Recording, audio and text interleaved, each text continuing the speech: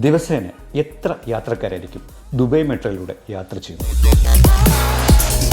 2009 സെപ്റ്റംബറിൽ ആരംഭിച്ച് ഇന്ന് വരയ്ക്കും ഏകദേശം 200 കോടിയിലധികം ആളുകളാണ് ദുബായ് മെട്രോയിലൂടെ യാത്ര ചെയ്തിട്ടുള്ളത്.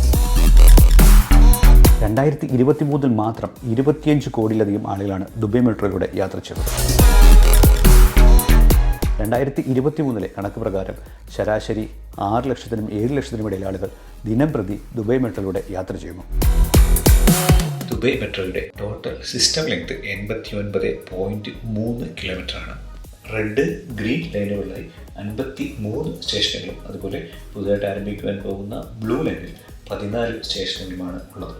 129 ട്രെയിനുകളുമായി സർവീസ് നടത്തുന്ന ദുബായ് മെട്രോയുടെ പങ്ക്ച്വാലിറ്റി റേറ്റ് അല്ലെങ്കിൽ സമയക്രമം പാലിക്കുന്നതിലെ നിരക്ക് 99.7%. ആളുകൾ ചെയ്ത യാത്രകളുടെ എണ്ണമാണ് ഈ പറയുന്നത്, അല്ലാതെ